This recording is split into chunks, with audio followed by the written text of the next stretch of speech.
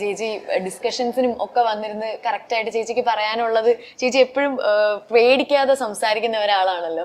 അതായത് നമ്മൾക്ക് പേടിക്കാതെ സംസാരിക്കുക എന്നുള്ളതും അത് കഴിഞ്ഞിട്ട് ഈ കമന്റ്സും ഈ പറഞ്ഞ ആൾക്കാരുടെ ഡീൽ ചെയ്യാന്നുള്ളതും ഒക്കെ ഒരു വലിയൊരു ഒരു ടാസ്ക് അല്ലേ. അപ്പൊ ചേച്ചി എങ്ങനെയാ അത് ഡെയിലി ലൈഫിൽ ഡേ ടു ഡേ ലൈഫിൽ ഈ ഒരു ഇന്റർവ്യൂ ചെയ്യുമ്പോഴും ഇവിടെ ഇരിക്കുന്നവരൊക്കെ നല്ല മനസ്സോടുകൂടിയാണ് എന്നെ ഇന്റർവ്യൂ ചെയ്യുന്നത്. പക്ഷെ അതിന്റെ അടിയിൽ ആരെങ്കിലും വന്നൊരു മോശം കമന്റ് ഇടുമ്പോൾ ആ കമന്റിന്റെ ബാക്കി പത്രമായിട്ട് കുറെ കമന്റ്സ് വരും. അപ്പോഴും ഞാൻ അത് വായിച്ചിട്ട് ചിന്തിക്കാൻ തരയോ, എത്രയോ വലിയൊരു ലെജൻഡ് ആയിട്ടുള്ള മോഹൻലാൽ എന്ന് പറയുന്ന മഹാനടന് പോലും ഇതിനേക്കാൾ എന്തെല്ലാം അദ്ദേഹം കേൾക്കുന്നു. മമ്മൂക്ക് കേൾക്കുന്നു, സകലരും കേൾക്കുന്നു. നന്മ ചെയ്തവരും തിന്മ ചെയ്തവരും.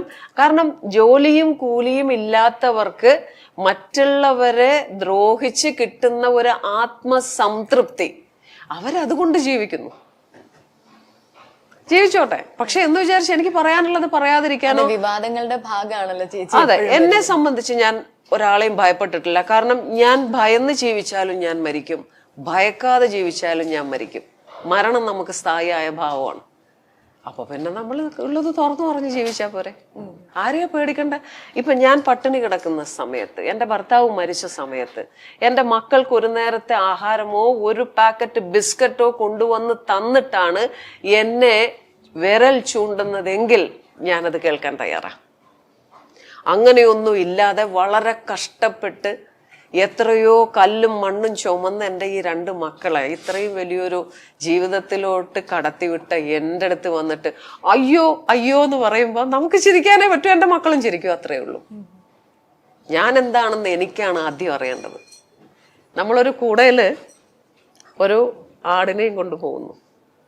പെട്ടെന്ന് ഒരാൾ പറയണം, ഈ പട്ടിയെ എന്താ നിങ്ങൾ കൊണ്ടുപോകുന്നതെന്ന് ചോദിക്കുമ്പോൾ നമുക്ക് അത് ആട് തന്നെയാണെന്ന് പറയും. രണ്ടാമതൊരാൾ വരുമ്പോൾ ഇതെന്തിനാ ചേച്ചി പട്ടിയെ കൊണ്ടു പോകുന്നത്?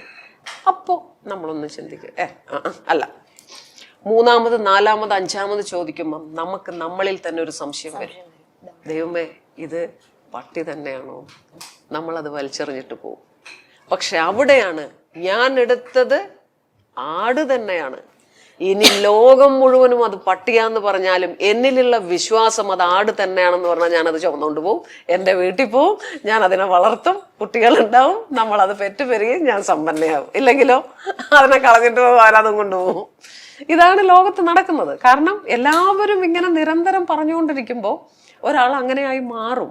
എന്തിനാണ് ഒരു നല്ല വ്യക്തിയെ ഇല്ലെങ്കിൽ ഒരു നല്ല ഒരു ഹ്യൂമനെ നിങ്ങൾ ചീത്തയാക്കുന്നതെന്ന് എനിക്ക് ഈ സമൂഹത്തോട് തന്നെ ചോദിക്കാനുണ്ട്. കാരണം ഈ ഓരോ ആൾക്കാരും ഓരോ ആൾക്കാരെയും ചീത്ത വിളിക്കുമ്പോൾ ഇവർ പരസ്പരം ഒരിക്കൽ പോലും കണ്ടവരായിരിക്കത്തില്ല. ഏതോ അച്ഛനമ്മയും പ്രസവിച്ച് എവിടെയോ ജീവിക്കുന്നവർ, എവിടെയോ ജീവിച്ച് എവിടെയോ ജീവിക്കുന്നവർ. പക്ഷെ എന്തുകൊണ്ട് ഇവരിങ്ങനെ ഇത്ര നികൃഷ്ടമായ ഭാഷയിൽ അവരെ ചിത്രവധം ചെയ്യുന്നു എന്ന് എനിക്കും അറിയില്ല. അതാണ് ലോകമെന്ന് കലികാലം എന്ന് പറഞ്ഞ് സമാധാനിക്കുക. ഓക്കെ ചേച്ചി, മക്കളുടെ കാര്യം പറഞ്ഞപ്പോഴാണ് നമുക്കിങ്ങനെ എടുത്തു പറയേണ്ട കാര്യം. ചേച്ചിയുടെ മകൻ നമ്മൾ സ്കൂളിലൊക്കെ പഠിക്കുന്ന സമയത്ത് നമ്മുടെ ഭയങ്കര ഹാർട്ട് ത്രോവ് ആയിരുന്ന ഓട്ടോഗ്രാഫ് സീരിയലിലെ ജെയിംസ് ആണ്. ജെയിംസ് ഇപ്പൊ എന്തെടുക്കുന്നു ചേച്ചി? ജെയിംസിനെ പിന്നെ നമ്മൾ അധികം പിന്നെ ഇൻഡസ്ട്രിയിൽ കണ്ടിട്ടുമില്ലല്ലോ. ഒരു 38ഓളം സീരിയൽ ചെയ്തിട്ടുണ്ട്, വില്ലനും ഹീറോ ഒക്കെ ആയിട്ട്. പിന്നീട് ഞാനൊരു അതായത് എന്റെ കുലദൈവത്തെ ഞാൻ കുമ്പിട്ടാൽ, എന്റെ വസ്ത്രധാരണം മാറിയാൽ അതിന് പഴി ചേരപ്പെട്ടത് എന്റെ പിന്നെ സിനിമ പോയി, എന്റെ മകന്റെ സീരിയൽ പോയി, സിനിമ പോയി, നമ്മളെ ഒന്ന് ഒതുക്കി. അതെന്തായിരുന്നു ചേച്ചി?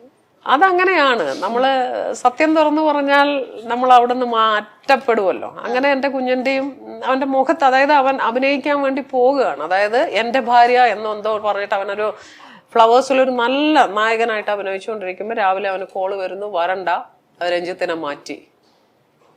ഞാൻ അവന്റെ മുഖത്ത് നോക്കിയപ്പോൾ ആ കുട്ടിയുടെ മുഖം കാണണമായിരുന്നു. ഞാൻ പെട്ടെന്ന് ചോദിച്ചു, എന്നിലെ അമ്മയാണ് ഉണർന്നത്, എന്താടാന്ന് ചോദിച്ചു. ഈസി ആയിട്ട്, അല്ല അമ്മയെ പോണ്ട പറഞ്ഞു. ഓക്കെ പോണ്ട, വണ്ടി ഇറക്ക്, വാ നമുക്ക് കന്യാകുമാരിക്ക് വിടാം. മനസ്സിലായോ?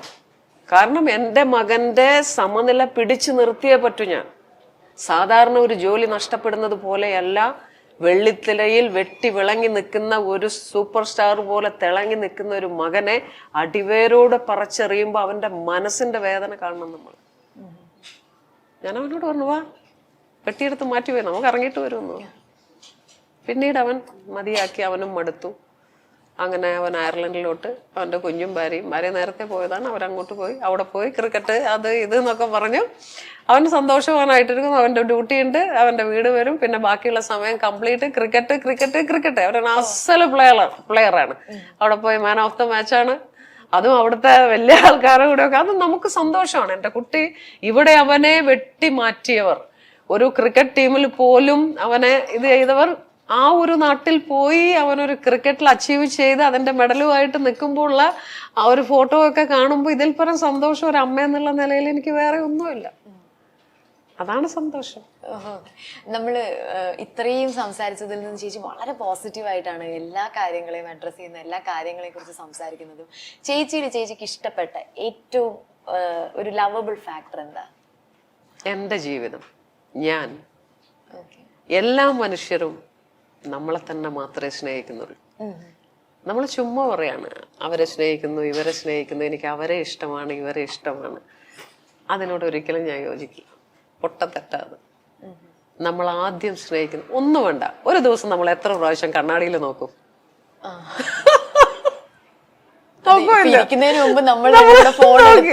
എന്തുകൊണ്ടാ? നമുക്ക് നമ്മളെ ഇഷ്ടമാണ്. അതാണ് നമ്മൾ നോക്കുന്ന നമ്മുടെ പ്രതിച്ഛായ. ആ പ്രതിച്ഛായ തന്നെ ഉണ്ട്. നമുക്ക് നമ്മളെയാണ് ഇഷ്ടം. എന്റെ ആറ്റിറ്റ്യൂഡ് എനിക്ക് ഇഷ്ടമുള്ളത് കൊണ്ടാണല്ലോ ഞാൻ അത് തന്നെ ഫോളോ ചെയ്യുന്നത്. എത്ര പേര് എന്നെ ഉപദേശിക്കുന്നുണ്ടാവും, ഉഷേശി നിങ്ങൾ അത്ര ശബ്ദം എടുത്ത് പറയല്ലേ, ഉഷേശി നിങ്ങൾ ഒരു ലേശം. പക്ഷെ എന്തുകൊണ്ട് ഞാൻ മാറുന്നില്ല? എനിക്ക് എന്നെ ഇഷ്ടമാണ്. ഞാൻ പറയുന്നത് ശരിയാണെന്ന് എൻ്റെ മനസാക്ഷി പറയുന്നിടത്തോളം കാലം എനിക്ക് എന്നെ ബഹുമാനമാണ്, എന്നെ ഇഷ്ടമാണ്. അത് തന്നെയാണ് എൻ്റെ ഇഷ്ടവും. ഞാൻ എന്നെ തന്നെയാണ് ഏറ്റവും കൂടുതൽ സ്നേഹിക്കുന്നത്. അതുപോലെ ചേച്ചിയുടെ ക്യാരക്ടറിൽ ഇഷ്ടമല്ലാത്ത എന്തെങ്കിലും ഒരു ഫാക്ടർ ഉണ്ടോ? എൻ്റെ ദേഷ്യം. പെട്ടെന്ന് പൊട്ടിത്തെറിക്കും ഞാൻ. അത് ഞാനല്ല, ഞാൻ കുമ്പിടുന്ന എന്നിൽ വസിക്കുന്ന ആൾക്കാരാ.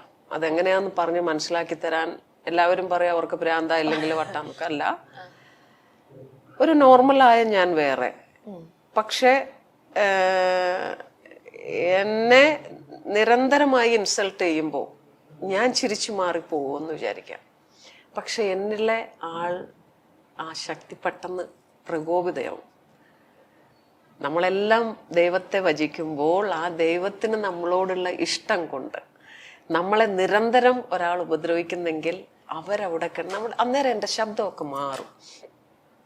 തൊണ്ടയിൽ ഒരു പിടുത്തമുള്ളത് പോലെ. പക്ഷെ ഭയങ്കര ബീഭത്സമായിരിക്കും. അതെനിക്ക് നിയന്ത്രിക്കാനോ പറ്റിയിട്ടില്ല. എൻ്റെ അടുത്ത് എത്രയോ വലിയ പണ്ഡിതന്മാർ, എൻ്റെ ഗുരുക്കന്മാർ, എൻ്റെ ഹിമാലയത്തിലും അവിടെ ഇവിടെയും കണ്ടിരിക്കുന്ന സന്യാസി സമൂഹം എല്ലാം പറഞ്ഞിട്ടുണ്ട്, മുൻകോപിയ അല്ലേ, ഒന്ന് ശാന്തമായിക്കൂടെ? ഞാനല്ല സ്വാമി, അറിയാം, എന്നാലും പറയട്ടെ, നിലനിൽപ്പിന് അത് വളരെ അത്യാവശ്യമാണ്. പക്ഷെ എനിക്ക് പറ്റിയിട്ടില്ല. അതെന്നിലൊരു നെഗറ്റീവ് പോയിന്റ് തന്നെ.